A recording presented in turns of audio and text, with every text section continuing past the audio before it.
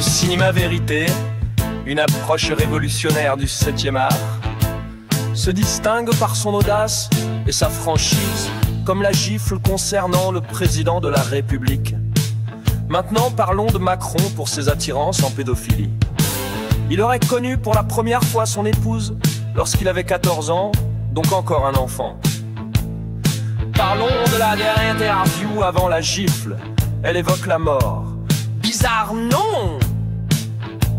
Mon ennemi est actuellement perturbé ou inversé, ce qui pourrait la rendre plus vulnérable ou plus fragile.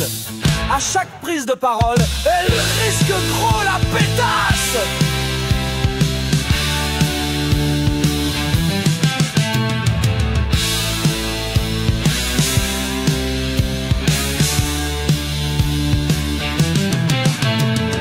Pourquoi Brigitte n'est pas citée dans cette affaire? Selon l'article du code pénal français, l'auteur d'un détournement de mineur est puni de 5 ans de prison et par le paiement d'une amende de 75 000 €. Certaines paroles ont rapporté dans des investigations que la première dame serait un homme né de sexe masculin. Si cela est faux, selon ceux qui sont derrière elle, alors pourquoi sont-ils incapables de fournir des photos avant ses 30 ans?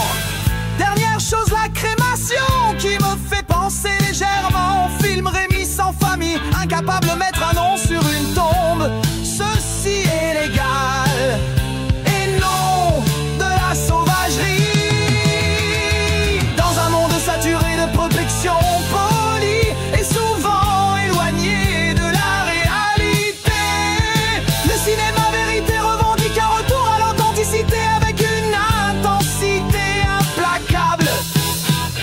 Les films se déroulant sous cette bannière sont souvent une expansion des vérités cachées, des injustices sociales et de la complexité de l'expérience humaine. Ils osent dévoiler ce que beaucoup préféraient ignorer, questionnant ainsi notre compréhension du monde. Cette approche, aussi audacieuse qu'engageante, ne se